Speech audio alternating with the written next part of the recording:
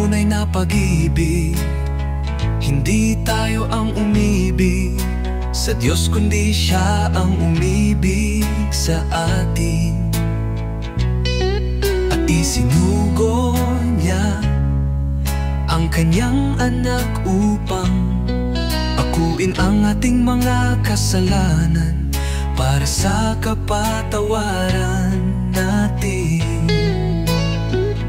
Mga minamahal, kung ganoon na lamang ang pag-ibig ng Diyos sa atin, nararapat lamang na mag-ibigan tayo.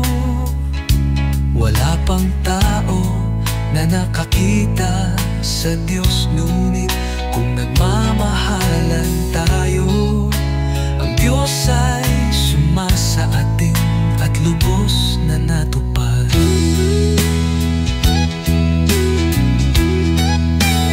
Ang Kanyang pag-ibig sa atin, nalalaman natin tayo'y nasa Diyos at ang Diyos ay sumasa atin. Dahil ibinigay niya sa atin ang Kanyang Espiritu, nakita at pinatotohanan namin na isinugo ng Ama ang Kanyang anak bilang tagapagligtas ng mundo. Ang sino man kumikilala na si Jesus ay anak ng Diyos, ang Diyos ay nasa Kanya at Siya naman ay nasa Diyos. Kaya nakilala na natin at pinaniwalaan ang pag-ibig ng Diyos sa atin.